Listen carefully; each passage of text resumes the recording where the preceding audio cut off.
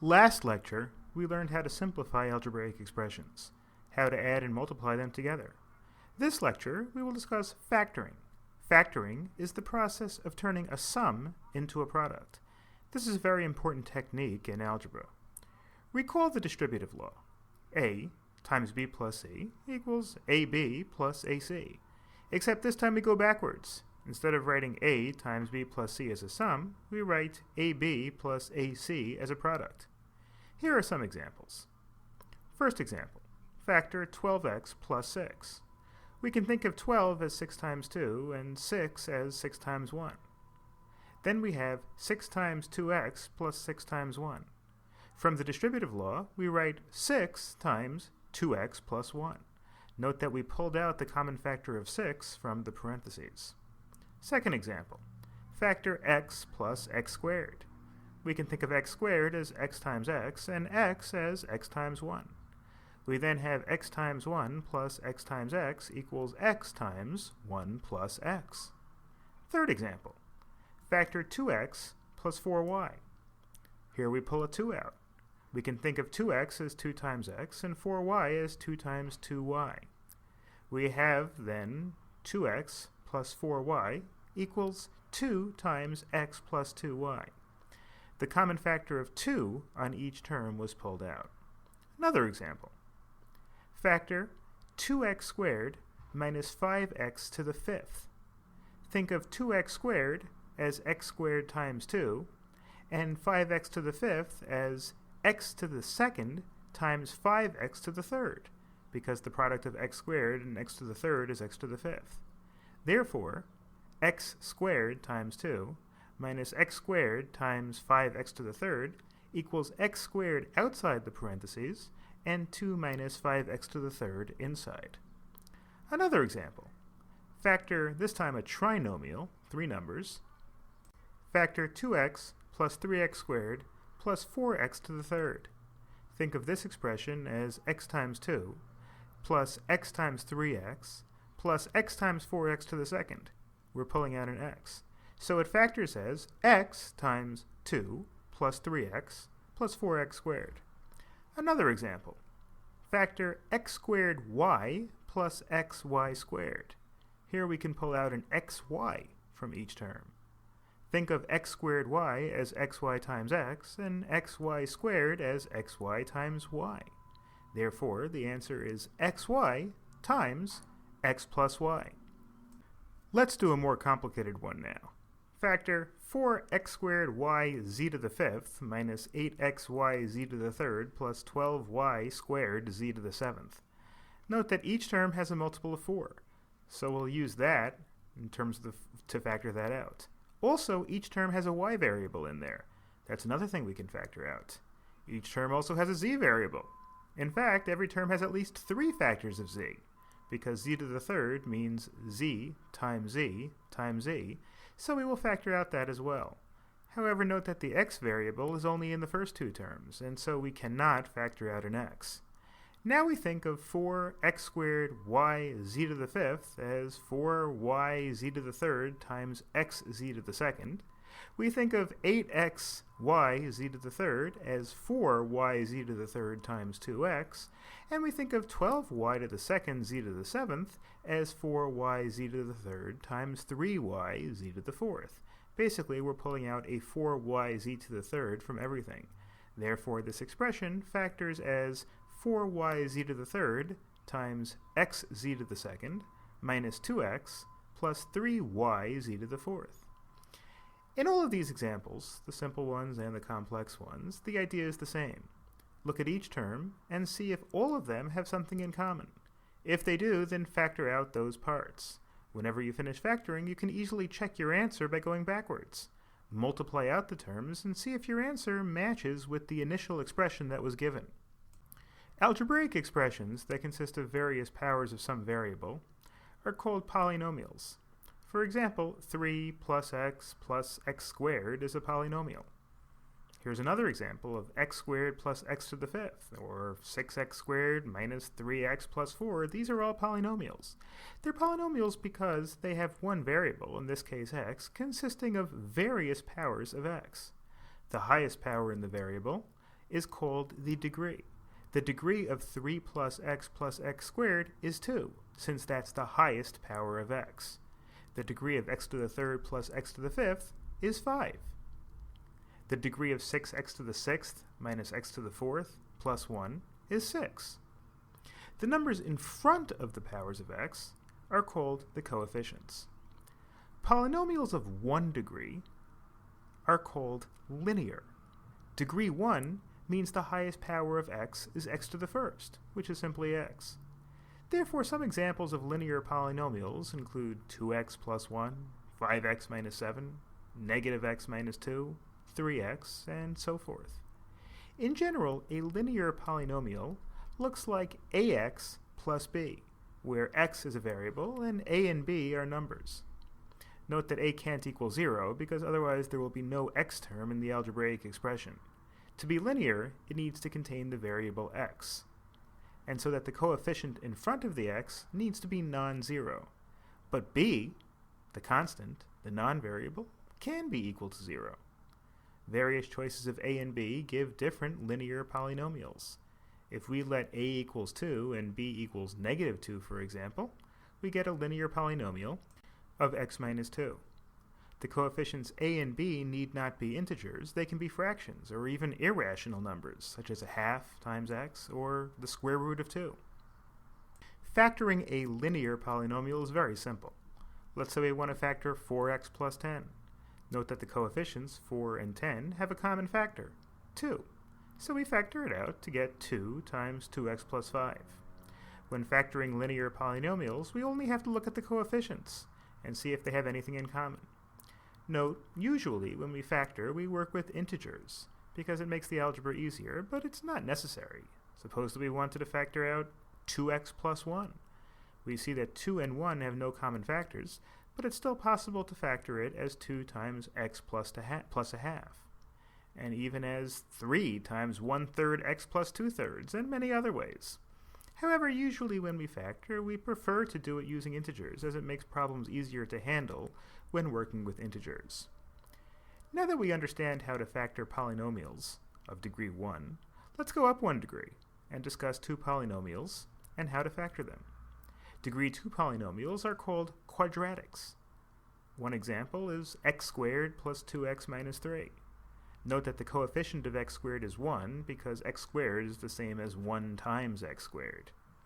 In general, a quadratic polynomial looks like ax squared plus bx plus c, where x is the variable and a, b, and c are numbers, with a being non-zero and b or c could be 0 or could be a different number. For example, if in our example a is negative 1, b is 2, and c is 0, we get the quadratic negative x squared plus 2x, but no constant because c was 0. Factoring quadratics is much trickier than linear polynomials. Some quadratics can be easily factored, such as in one of the examples we discussed above, where x plus x squared, which is a quadratic, can be factored to x times x plus 1. Let's suppose that rather we had a quadratic of x squared plus 3x plus 2. How do we factor that? We see there's no common integer to pull out as a factor from each coefficient, and we see that whereas x squared and 3x terms have a factor of x, the last term, 3, does not, so we can't factor out an x. It seems like this quadratic cannot be factored. But it turns out it is possible to factor it. Convince yourself that x plus 1 times x plus 2 equals x squared plus 3x plus 2 by multiplying out the left-hand side and seeing that it's equal to the right-hand side. So x squared plus 3x plus 2 factors as x plus 1 times x plus 2. But how do we get this? What process do we use to factor a quadratic in such a manner? The method we use to factor quadratics is based on the observation that the product of the two linear polynomials is a quadratic. For example, x plus 2 times x minus 4 equals x squared minus 2x minus 8. Note that x plus 2 and x minus 4 are linear polynomials. But when we multiply them together, we get x squared minus 2x minus 8, a quadratic polynomial. Another example, 2x plus 1 times 3x plus 2 equals 6x squared plus 7x plus 2. Again, 2x plus 1 and 3x plus 2 are linear polynomials, but their product, 6x squared plus 7x plus 2, is a degree 2 polynomial. Therefore, whenever we have a quadratic polynomial that we would like to factor, we seek to find two linear polynomials whose product will give us the quadratic. So the reasonable question to ask is, how do we multiply two linear polynomials? Suppose we want to multiply x plus 2 times x minus 4. As we discussed earlier, we can use the FOIL method, or first, outer, inner, last. The first term in the first linear polynomial is x, and the first term in the second linear polynomial is also x. When we multiply x times x, we get x squared. Then we go to O for the outer. The outer terms in x plus 2 and x minus 4 are x and negative 4. When we multiply them together, we get x times negative 4 equals negative 4x. Don't forget the minus sign on negative 4, a very common algebra mistake. I stands for inner. The inner terms are 2 and x, and when we multiply them, we get 2 times x, or 2x. And L is last.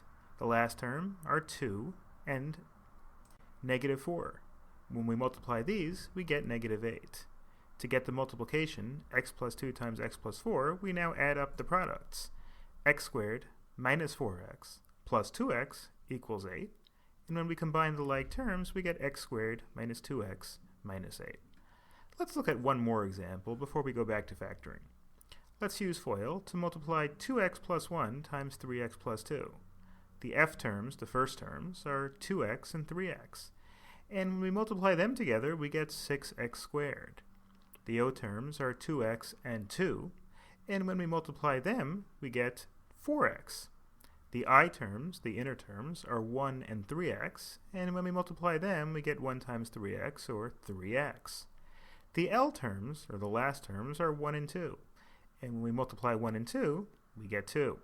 Now we add them together as 6x squared plus 4x plus 3x plus 2 equals 6x squared plus 7x plus 2.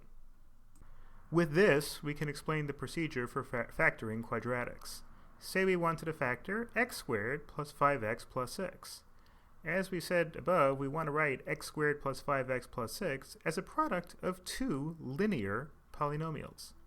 So we want to write x squared plus 5x plus 6 equals ax plus b times cx plus d, where a, b, c, and d are all numbers, where we have to determine what numbers a, b, and c, and d are. From using FOIL, we know that the f on the terms ax and bx, or ax and cx, and when we multiply them, we're going to get a times c, in other words, the two coefficient, times x squared. In our case, on the left side we have x squared, which we can think of as 1 times x squared. In order for the factorization, we need a times c to equal 1. That is, the two numbers, a and c, the two coefficients, have to multiply up to 1, because on the left side of the quadratic has a coefficient of 1 on the x squared term. What two integers multiply together to 1? That's easy, 1 and 1. So we know that the factorization starts out as x squared plus 5x plus 6 equals 1x, or x, plus b, times 1x, or x, plus d. Again, we're b and d numbers that we still have to figure out. Now it remains to determine what those other numbers are, what the numbers b and d are. From using FOIL, we know that the last terms, the L terms, are b and d, where we multiply them to get b and d. On the left side is a 6. So for the factorization to work, we need b times d to equal 6. That is, two numbers, b and d, have to multiply up to 6, because the left-hand side of the quadratic has 6 as a coefficient on the x-free term, in other words, the regular number, the term without any x in it. What two integers multiply up to 6? Well, there are two possibilities. They can be 1 and 6, or 2 and 3. Actually, we need to be careful because negative 1 times negative 6, or negative 2 times negative 3, are also positive 6, so they can be negative also. However, they will not be negative in this case. The reason being that the o and I terms, when multiplied and added together, need to be the product 5x. Since 5 is positive, both numbers need to be positive. Therefore, there are only two possible factorizations, either x plus 1 times x plus 6, or x plus 2 times x plus 3. By using FOIL, we see that x plus 1 times x plus 6 equals x squared plus 7x plus 6, and x plus 2 times x plus 3 equals x squared plus 5x plus 6. Thus, we found out how to factor x squared plus 5x plus 6, as our answer is x plus 2 times x plus 3. Let's look at a couple of more examples. First, let's factor x squared minus 7x plus 10. We write x squared minus 7x plus 10 equals ax plus b times cx plus d. We need to find two linear polynomials that factorize x squared minus 7x plus 10. Since the x squared coefficient is 1 on the left side from the FOIL, the x squared coefficient on the right side, or a times c times x, so we need a times c equals 1. Similar to the last example, the product of the two coefficients of the x have to be 1. Again, what two integers multiply up to 1? It's only 1 and 1. So the factorization starts out as x squared minus 7x plus 10 equals a plus b, a number, x plus b, a number, times x plus d, another number. Now it remains to be seen what b and d, what those other numbers have to equal to. On the left side, the x-free term is 10, which means that the two numbers, b times d multiplied by each other, have to be 10. What integers multiply up to 10?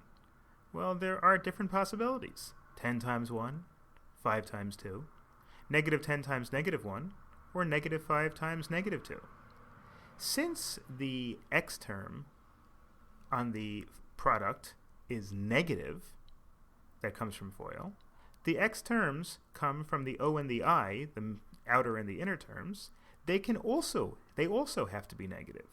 Therefore, the only two possible factorizations are x minus 1 times x minus 10, or x minus 2 times x minus 5. We can then look at the negative 2 and negative 5 and determine what they add up to, and that is negative 7. Or we can simply check x minus 1 times x minus 10 is x squared minus 11x plus 10, which is not what we want, and that x minus 2 times x minus 5 equals x squared minus 7x plus 10, which is what we want. So therefore our answer is x minus 2 times x minus 5.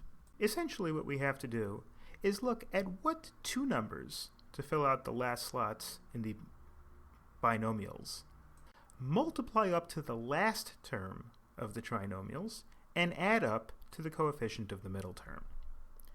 Now let's look at an example that's slightly more complex. Let's try to factor 2x squared plus 5x plus 2. We can again write 2x squared plus 5x plus 2 as ax squared plus b times cx squared plus d.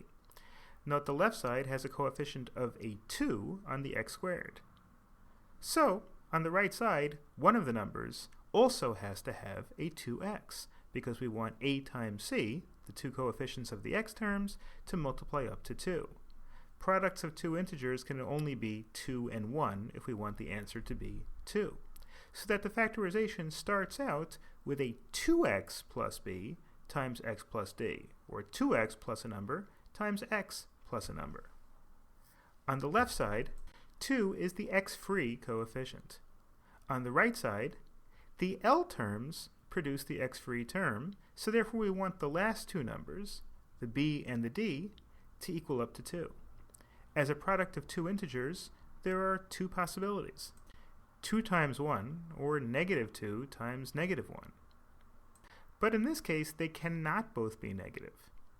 Otherwise, when we FOIL the term, the middle term would be a negative, and in our case, the middle term is a positive. So based on that, we can deduce that both numbers, the b and the d, are going to be positive. Therefore, they have to be 1 and 2. Unlike in the previous example, though, it's important where you put which number. In this case, to get the 5 in the middle, and we only have a 1 and 2 at our disposal, we want to count the 2 double. We want to count the 2 twice so that we can add up to 5 altogether. We do that by putting it opposite the a term, opposite the 2 term. So in the end, what our answer is 2x plus 1 times x plus 2. That way, when we FOIL it and we go back to getting the answer, and we hopefully go back to getting 2x squared plus 5x plus 2, which was the original question, the 2 gets to count twice. If we have 2x plus 1 times x plus 2, and we FOIL that, we get 2x squared plus 4x, that's the product of the 2 and the 2, plus the 1x, which is the inner, 1 times x, plus the 2, which is the last terms, and we overall get an answer of 2x squared plus 5x plus 2, which is the correct factorization. Sometimes you're going to need to do a little bit of trial and error in order to figure out the answers to these questions. It should be noted that not all quadratic equations can be factored. It's possible that none of the possible factorization works, in which case the quadratic polynomial cannot be factored, but we'll look into other methods a little bit later on how to solve these equations as well. Next lecture, we'll learn how to solve linear equations as well as some word problems involving them. Those are equations that are degree 1.